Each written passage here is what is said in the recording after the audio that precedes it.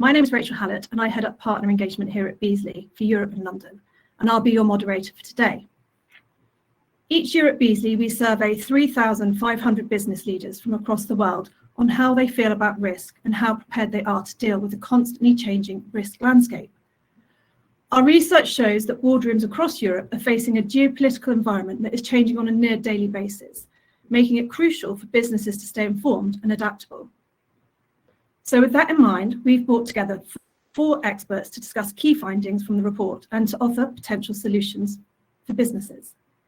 I'd like to welcome Fred, Beazley's European General Manager, Pierre-Olivier, Non-Executive Director at Beazley, Ollie, a focus group leader for our International Management Liability team, and finally Simon Evans, Senior Director and Strategic Communications Consultant at MHP Group.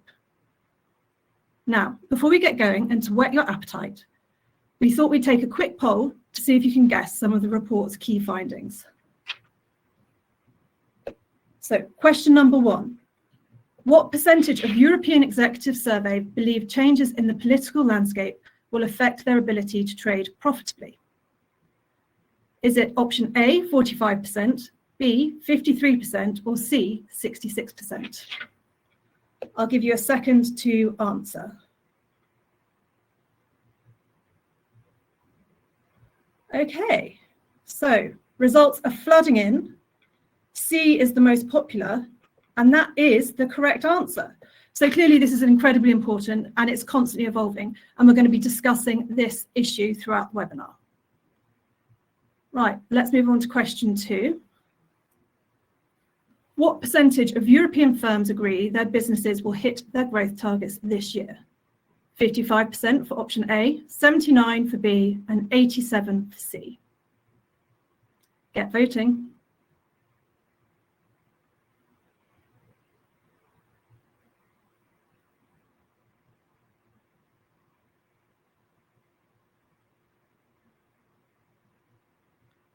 Okay, so I think you're feeling a little more pessimistic there. However, we are going to discuss some tools that businesses can use to help hit their growth targets, and also some of the ones that they can use to help mitigate potential risks. So the correct answer was option B, 79%, which, yeah, I think you got in the end. Okay, question 3. What percentage of executives believe that their trust in the value of insurance has increased? Option A, 37%, B, 49%, or C, 58%?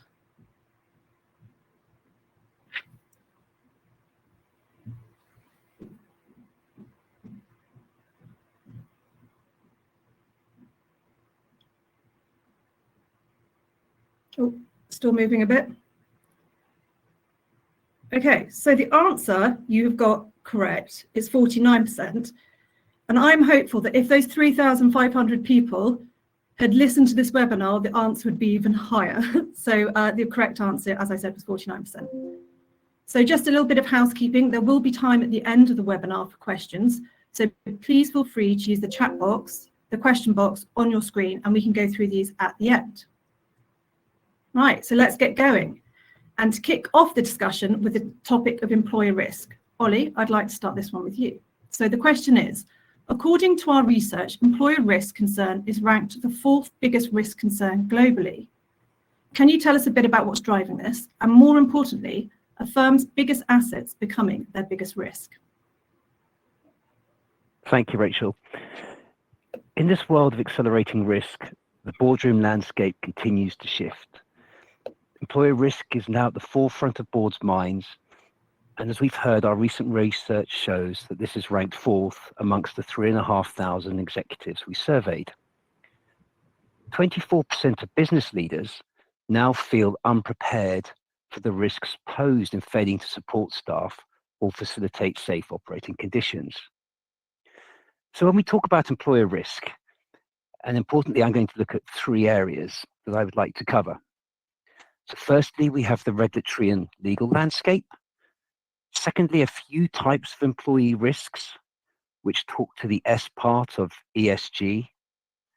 And lastly, some suggestions on how companies can build resilience to these risks. So if we take the first one, looking at the regulation and the legal landscape. I think we can all agree that it is incredibly difficult to keep up with what's happening across the waters, almost hourly, I would say now. And no wonder business leaders are struggling to navigate this legal landscape. Employment litigation environment in the US is only increasing. There is a saying in the US that where the EEOC goes, plaintiffs will follow. So we watch the EEOC closely.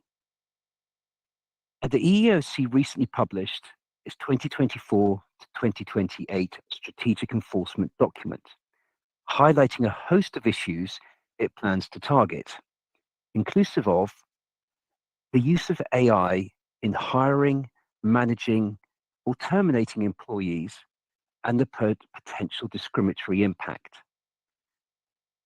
An alarming statistic to this is that 80% of employers using AI have spent on average $15 million training employees on how to identify discriminatory use of AI.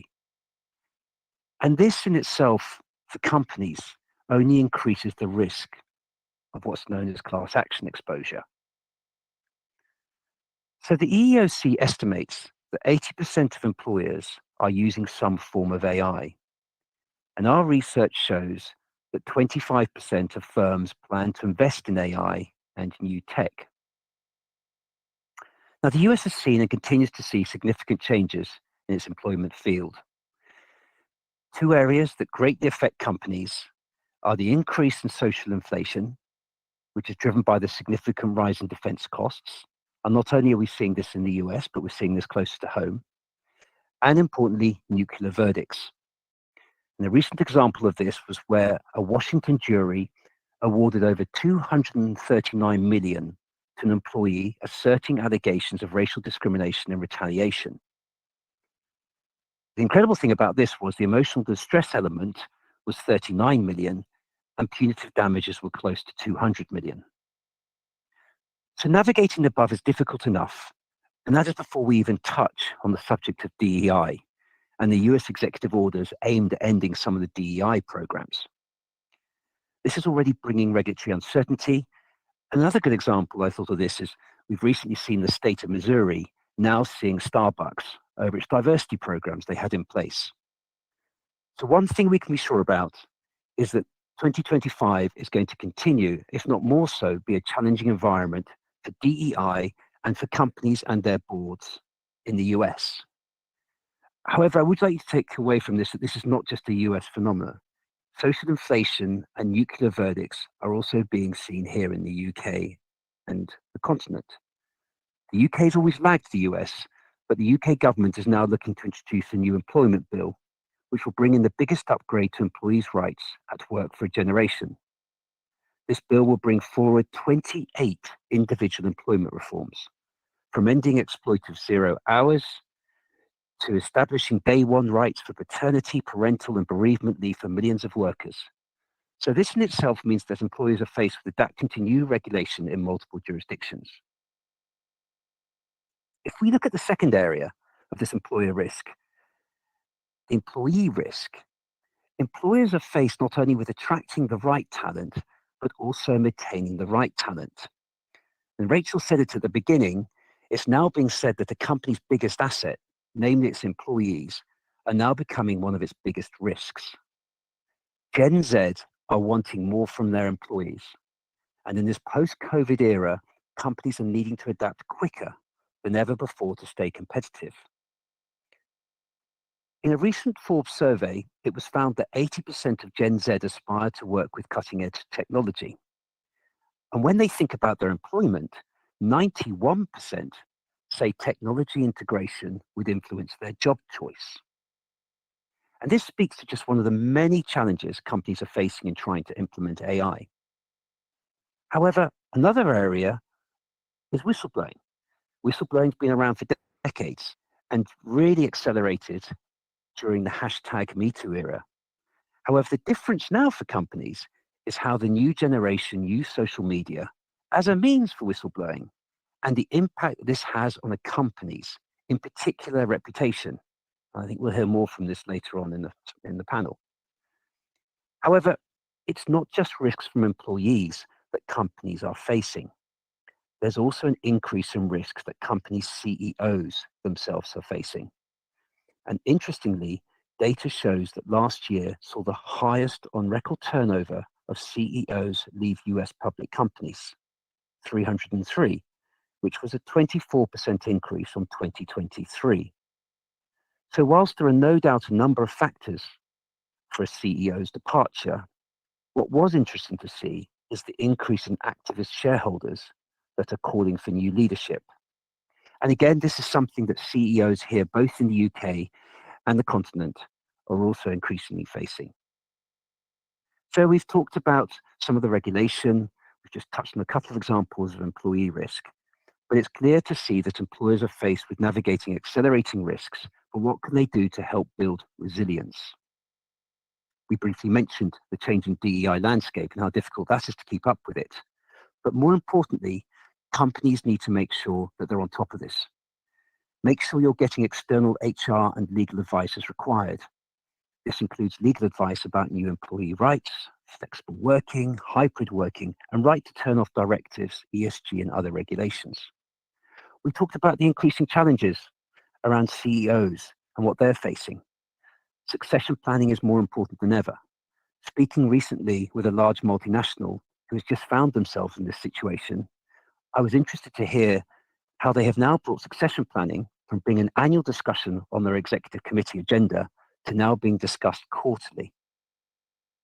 If we look at AI, suggestions such as make sure companies educate themselves on the technology being used, ask for bias testing or assessment results, do this in an ongoing manner, and use a sample test group before widespread rollout to look at the data and results and self-correct if necessary. On DEI, conduct a risk analysis on DEI initiatives, including diagnose existing policies, hiring promotion practices, etc. And perhaps obvious, but doing the right thing. Having clear values and importantly making sure the tone from the top is clear and communicated. There is no substitute for good policies and procedures. Consistent implementation of those policies are the foundation for any strong defense. The risk landscape for employers is only increasing. If companies get the above right, get the above right, they will find themselves and their board members embroiled in litigation, which as we know is distracting and costly. Often this type of litigation is hugely personable, and we know individuals are increasingly being held accountable. And that is where insurance, the right insurance partnership, can play a significant role in mitigating these risks. So hopefully, Rachel, with that might help increase some of the survey poll of 49% for executives valuing some of the insurance. But back to you. Thank you. Okay, thanks, Ollie. I was wondering, actually, Pierre, did you have something that you wanted to add to that comment? Well, it's not so much about adding, but it's weighing on the point that Ollie made about the importance of the tone from the top. And I think it's critical that the execs and the non-executive directors around the board table pay a lot of attention at observing the culture in action, listening to the voice of the employees, and having a finger on the pulse to help the company navigate this evolving landscape. Okay, thanks, Pierre. And Ollie, you spoke about social media and its rise in importance and impact on companies. And the next topic I'd like to go to is actually reputation risk. And in today's social media-driven world, where a misstep can be magnified in seconds, what are the rising reputational risks firms face, and how can they control the narrative and help prepare for this? Simon, perhaps we can start with you on this one. Thanks, Rachel. Look, I think the first thing I'd say is probably 10 years ago, this question wouldn't have been posed in a survey like this. Reputational risk is now something that's taken very, very seriously. Boards have specialists at their hearts. Corporate affairs leaders now sit on boards. They didn't many years ago. In the past, it was something of a cottage industry in many respects, and often handled by the wrong people. I think the corporate world has very much learned from the political world, so it's slightly lagged, but the corporate world has really cottoned on to the value of managing risk.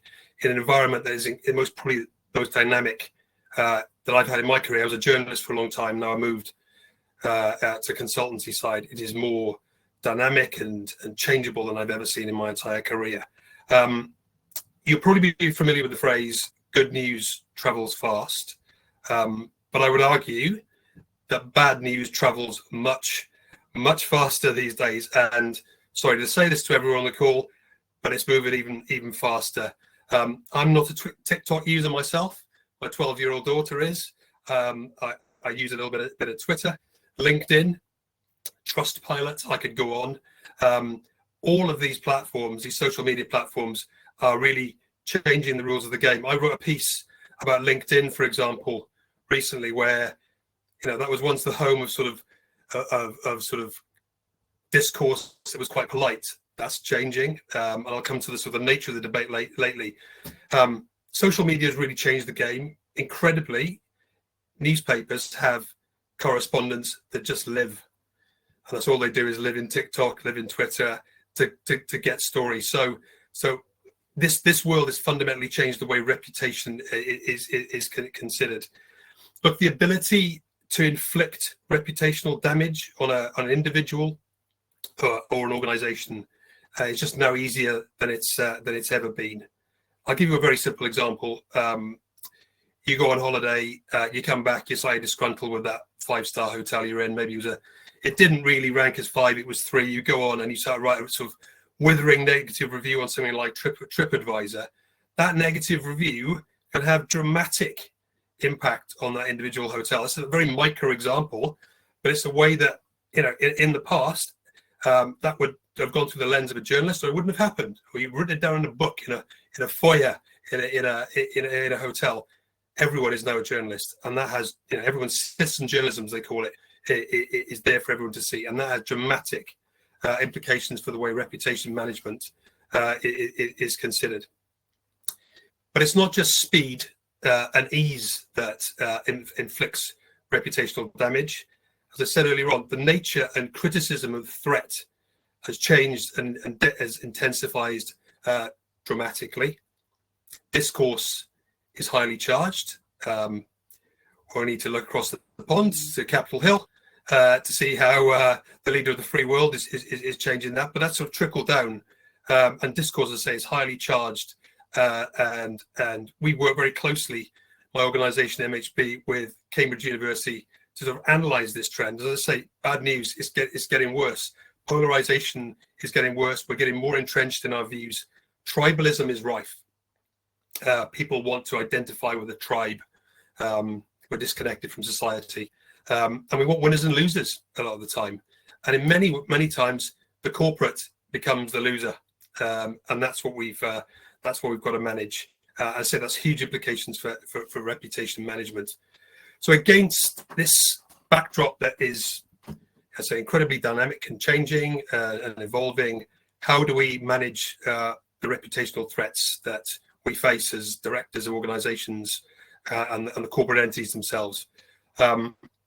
Firstly, there is no such thing as a magic wand. This notion of spinners that we see in the media, that people can just Svengalis that can make things go away. If anyone ever comes to you and tell you they can do that, don't believe them. They simply don't exist. Common sense, it goes a long way in life. It certainly goes a long way in reputational management, but there is no such thing as a magic wand. There's hard yards, and I'll come to a little bit more of that later on. Secondly, it's my fundamental point, I think. If there's one thing you take away from what I've said, take away this. Simplicity is an absolute virtue when it comes to managing reputation. We all like to layer complexity in our life. Worked in insurance for a long time. Insurance particularly likes to lay in complexity, but it's our job when we're managing reputation to sort of remove that complexity and make it simple. And the best plans to deal with reputation management at their core are very simple. I'll come to a bit more about that later on. And thirdly, you get out what you put in. So preparation is absolutely key. If I come off this call today, or one of you come off this call today, you pick up the phone and it's a journalist at the end of it, or there's a bad tweet appears about X, Y, Z, and you don't have a plan, the threat to you, if it's about you, or the organization rockets exponentially. As I say, don't put something off that can be done today for tomorrow. It's unpalatable sometimes to think about the bad things that can happen to an organization, but there are so many out there and they're changing all the time. So don't leave it to another day. Go away after this call maybe and think about how you can start your reputational planning if you haven't. It's a really key point is to bring in, simplicity is a virtue, but you need to bring in stakeholders and bring people on the journey with you when you're developing plans to mitigate reputational threats. This is a board issue, right? As I said at the top of my words, corporate affairs leaders are on boards now managing this. But increasingly, speak to people from IT. Cyber risk is huge. Speak to people in sales. Speak to people in operations. My experience of managing risk around reputation, risks often emerge from the places you least expect. To go further down into the business is a smart way to sort of build resilience into your planning around reputational risk. Have a forward risk register of your top 10 reputational threats. A lot of organizations do this. They dutifully write down on a whiteboard 10 things that they 10 threats, and then they leave them. They come back to them in a year's time.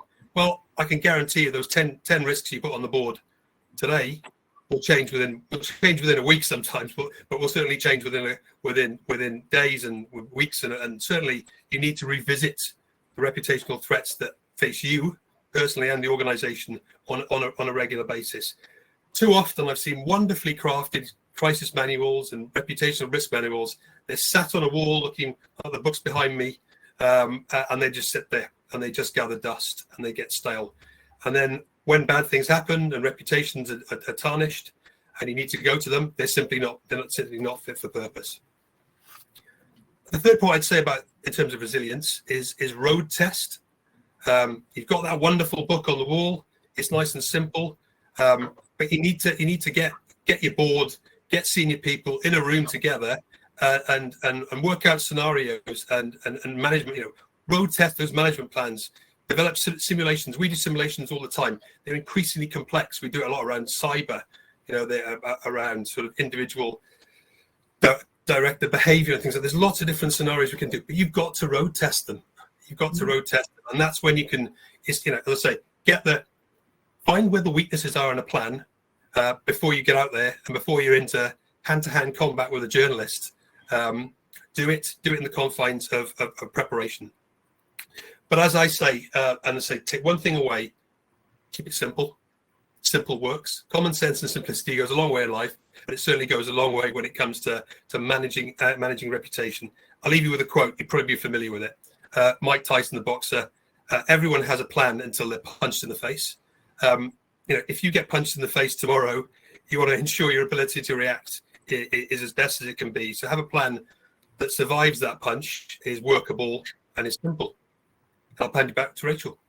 Thanks, Simon. I love that quote, and I've never heard it before. I also think you shared some great actionable ideas as well. Fred, did you want to add anything there? I think you've done some training since you've been at Beazley, haven't you? No, absolutely.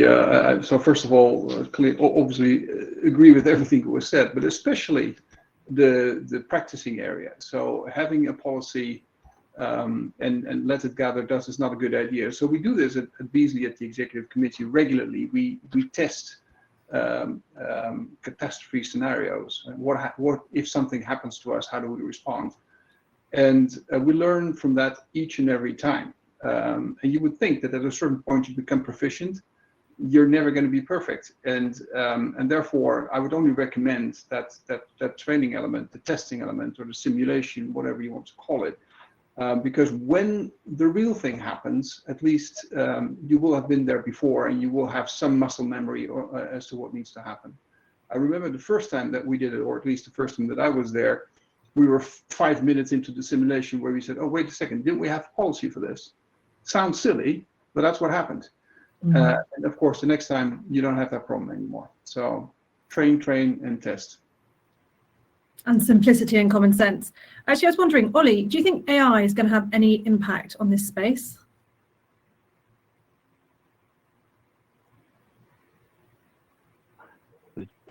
Sorry, just doing the muting there. I'm muting. Can you hear me? Yeah. Thank you, Rachel. Yes, I do. I think the speed at which AI is developing, companies trying to obviously look at where AI can provide efficiency and they can get gains from it. But I think the other point when we're talking about reputation there, we're thinking about AI. I mean, we've had everything from sort of greenwashing, green hushing and green ticking. I think, there's now AI washing, and any companies are out there that are saying things like the implementation of this AI is going to leapfrog, take us from here to here, if you like. I think when you're thinking about companies and you're thinking about giving those statements, especially obviously I'm wearing my director and officer's hat here, you're making those statements to stakeholders and shareholders, and I touched on activist shareholders. So I think that the way companies are communicating what the benefits of AI could have, and certainly to what we were talking about earlier about what that could do reputationally to the company, I think is just an added exposure for companies and boards if they're not careful. Okay, thanks, Ollie. So I think we're going to now move on to the world of geopolitical risk. And in our survey, so 3/4 of the European executives agreed that due to rising geopolitical tension, they will make changes to their suppliers and supply chain this year. Pierre, can you tell us more about what companies can do to help build resilience in this area? Sure. Well, I think it's fair to say in today's interconnected world, the tensions that we are experiencing and that are unfolding on a daily basis are changing the reality upon which businesses and plans have been developed. And I think clearly there are some regional tensions, but there are also trade conflicts. And they all have far-reaching consequences potentially on businesses. I'm not going to go through an effort of trying to list everything that's coming our way in terms of geopolitical change, but clearly I think the level of uncertainty has never been as high as it is today in our lifetimes. And I think the state of flux is such that boards have got to take a different stance as to how they go about considering these geopolitical risks. So I would start obviously by sort of risk assessment and management considerations, where the starting point clearly is the sort of proactive risk identification and assessment.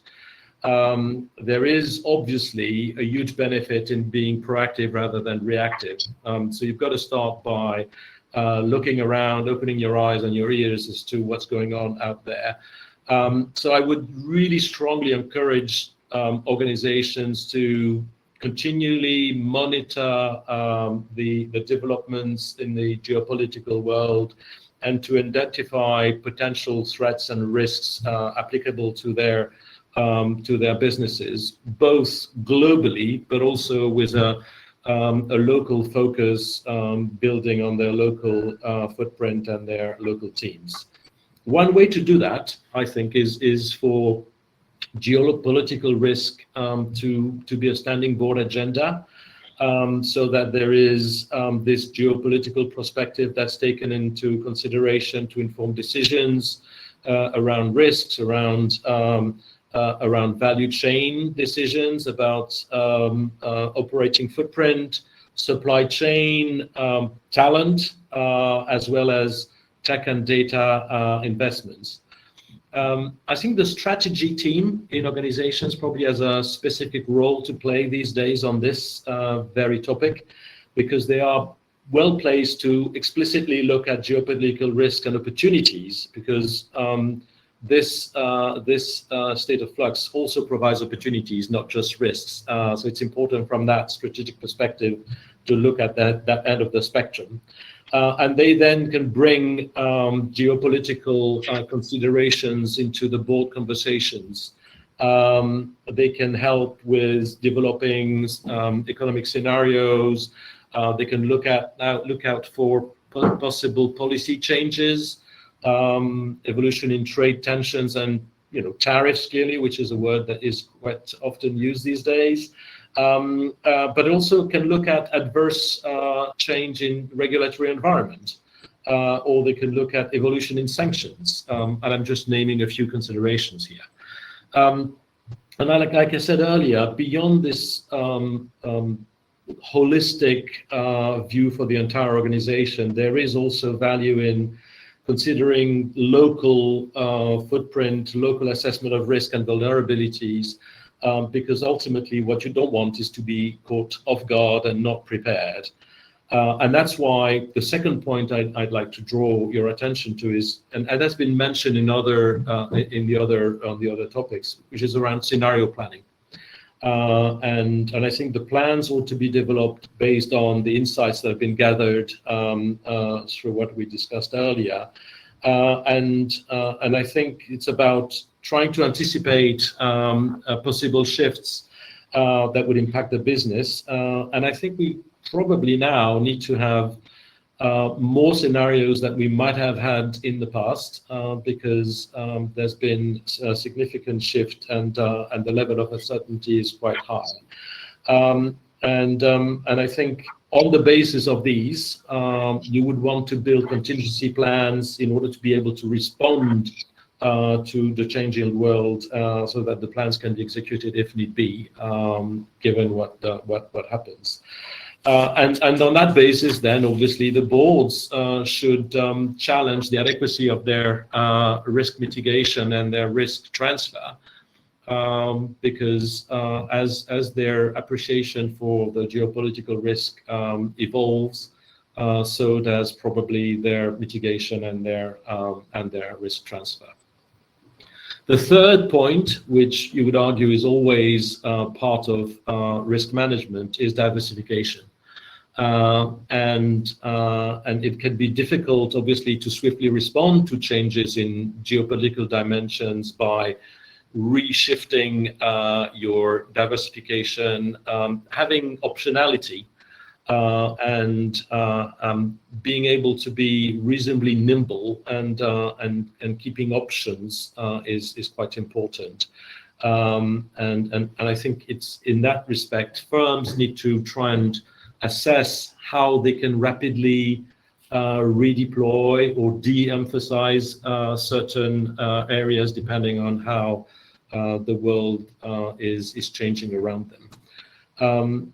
And it doesn't only apply to this diversification to their own operations, but also applies to who they buy from, their entire supply chain, their outsourcing relationships, their IT choices, and they need to ensure that they're not overly dependent upon any given vendor, any given region, and they reduce their potential vulnerability. One way to also go about geopolitical risk management, I think, is having strong relationships and not being too inward focused, but looking at external subject matter experts and having them address the board and bring their expertise to bear to the risk to the board, so that the board can take an informed risk-based approach to these matters. And also, there's value probably not only in inviting guest speakers on specific matters to address the board, but also one shouldn't underestimate the breadth of knowledge and expertise in geopolitical matters that exist within the organization. And if you look at people in procurement, if you look at people in investment, if you look at people in IT and other areas, all of them are looking at geopolitical their geopolitical environment from their own subject matter interest, but they can all bring that together, and giving them an opportunity to voice what they see is important. And clearly, working with the regulators, working with the government, working with local communities is one way to also keep your eyes and your ears open to what's happening. And part of that can also take the form of collaborations and partnerships. to help mitigate potential risks, or having optionality and contingency plans that you can draw upon by using new partners and new collaborations. I've mentioned technology and innovation. Clearly, technology is at the heart of how you can manage and mitigate geopolitical risks. On the positive side, you can leverage technology to de-risk by improving your operational efficiency and your resilience using data analytics, trying to predict a number of scenarios and how geopolitical risks can unfold. But also critically, given the increased use and dependency on technology, and what the geopolitical tensions might bring to bear in terms of influencing the cyber risk landscape, for example, I think this is one area where companies absolutely need to strengthen their security measures and protect against potential cyber threats that might emerge on the back of a changing geopolitical landscape. Okay, well, look, thank you, Pierre. You've covered a lot there. And I think we are certainly seeing many new and unexpected scenarios in the world. I was wondering, Fred, in your role as the General Manager of Europe, how do you see this impacting businesses and insurance? Well, I think Pierre mentioned it, right? In a way, you could say that the world is becoming less global. It's becoming more fragmented, more polarized as well. And that could be from a regulatory standpoint, or just from a cultural or political standpoint. And I think it's almost stating the obvious, but I think that means that one size doesn't fit all, right? So if you are in a business and you're considering making investments abroad or expanding abroad, it's extremely important to understand the local nuances of the territory that you're looking to enter, or maybe you're already in there and you need to understand the changing environment in the geographical areas in which you're active. So making sure that you get, and again, Pierre mentioned it, making sure that you get external advice from local subject matter experts who can help you navigate those differences and avoid you being caught on the wrong foot, I think is just increasingly important. Okay, thank you. Lots of practical tips there. So the final topic we're going to cover today is environmental and climate risk. And following last year's severe flooding in southern Spain and Barcelona, the wildfires in southern Europe, and unprecedented temperatures causing significant business interruptions, executive concern about climate change from natural catastrophes is understandably rising. And nearly 3/4 of the European firms that we asked and we interviewed agreed that extreme weather events are impacting their businesses and prompting them to adopt new risk management procedures.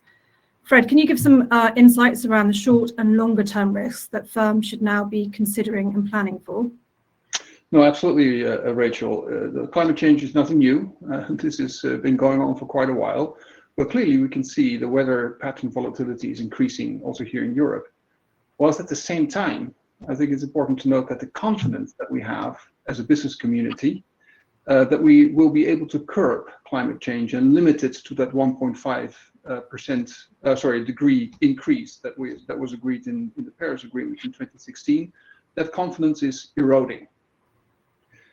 If you go back only 2 years ago, I think businesses were mostly concerned about the lack of action to address climate change and what that would mean for the global economy and for their businesses. Nowadays, the focus is shifting from that to, you could say, acceptance, and the question, now what? So what does this now mean? And you could almost say there's a shift away from idealism to pragmatism. Climate change is here. Now, what do we need to do? That mood shift is recently, I think, further accelerated by the rising geopolitical risks. We just talked about them. Recent factors like inflation, energy prices, the complexities that come with ESG regulation, it all seems too much. And this actually comes through in our research, where 66% of the respondents say that ESG regulations are too complex and that businesses finding it hard to transition to renewable energy, and that they think that they will miss their net zero targets. At the same time, I find it interesting that only 20% of the respondents rank climate change and the associated catastrophic risk as their top risk. So we acknowledge it's there. We acknowledge that we're probably not going to stop it, but we don't see it as a top risk. So in my mind, what it means is that there needs to be an increased focus now for businesses to understand how they are exposed to weather events today and in the future, and how those risks can best be managed and mitigated. And I would like sort of to look at that from three dimensions, if you will. One is businesses cannot do this in isolation. They really need to look at the ecosystems in which they operate and where those risks can manifest. And of course, that includes suppliers, clients, critically important business partners. So think about transportation, think about ports, railways, etc. All of these elements in the ecosystem are places where those risks can materialize and that can impact the businesses. The second dimension is, I think that businesses need to realize that it's not limited. The risk is not limited to physical damage and business interruption, but it can also extend into liability. If you, for instance, have floods resulting from a storm surge or heavy rainfall, and the floods are flowing through a chemical plant or a factory, that could lead to pollution, harming the local environment, and with that you could have a liability exposure as well. That's the second element. And then thirdly, as mentioned before, it's important to take a forward-looking view to this, because the risks that businesses are exposed to today are likely to evolve and change as a result of climate change in the future. And therefore, it is important to take a holistic view on all of this in today's world, but then also with a forward-looking view as well. So the takeaways then, Rachel, of all of this is being prepared for climate change requires a forward-looking view, not only to the own operations, but to the entire ecosystem. But it is not only about physical damage and business interruption, but it could also be about potential liability exposures. And that building resilience now, so addressing the issues now, will equip corporates for the future, and with that also safeguard insurability. And from that perspective, I think partnering up with brokers, with insurance companies who can help deal with all that is required. Okay, thanks, Fred. Some great points covered there. Simon, is there anything we should consider with climate change around the reputational management and the reputational side? Like, I just think, as Fred touched upon, it's just an incredibly polarized area at the moment, right? So, net zero, for example, was a phrase that everyone lauded very just a matter of months ago. And with the change in government in the US, in some parts, net zero is now something of a dirty word. So it's again, I come back to common sense. I think Fred used the word pragmatism around this. I think that common sense and pragmatism go a long way. But and as well around geopolitics as well. We are in a very, very dynamic, shifting environment. What the rules of the game are today might not be the rules of the game tomorrow. So watch this space. Next week it might be different, but you've got to tread carefully and sort of be pragmatic, ready to change. But things are shifting. Okay, thank you. Ollie, do you think that there's sometimes competing priorities here? I think everyone's said it, and just echoing what Simon has said, it's just changing at such a fast pace as well. I suppose me and my role, I get to work with, fortunate enough to work with many multinationals in many jurisdictions. If you think about even to Australia, where climate is in many countries it's front and center, but certainly in Australia, where we've seen litigation in this space and the transition to it. I suppose the other thing I would just touch on, I'm just really reiterating, I said in the first time round, is even closer to home here, a large oil and gas company. We've seen activist shareholders attaching them, in their transition stage of, is the company now having to sort of, if you like, change tack to producing more oil and gas rather than the transition stage. So I just think for boards and for companies, this is another area that is just changing so rapidly, and boards and companies just making sure that they are communicating this, and being careful not to, as we know, when I talk about sort of greenwashing, I touched on it, greenwashing, green hushing, green ticking. It's just the transparency around how they're communicating this and managing that reputation that Simon's just talked about. Okay, thank you. Some great points covered throughout the webinar. Just a reminder, if people do have questions, to put them in the kind of question box on your screen. Some of my key takeaways are simplicity, common sense, pragmatism, be prepared, and be prepared for the unexpected. Right, so questions. I do have one question, and it is, and I think we've covered some of this, but I think it would be good to try and wrap this up. What is the role of insurance in addressing the risks that have been discussed today? Fred, do you want to start with that one? Well, I'll go back to the 49% score that we had at the beginning of the webinar, Rachel. And as an insurer, of course, I would say the role of insurance is extremely important. But it's fair to say that insurance is only one part of the entire risk management cycle. Risk management is broader than insurance. So it starts with the risk identification, of course, including those forward-looking scenarios. So today, how am I exposed? Tomorrow, how's that going to change?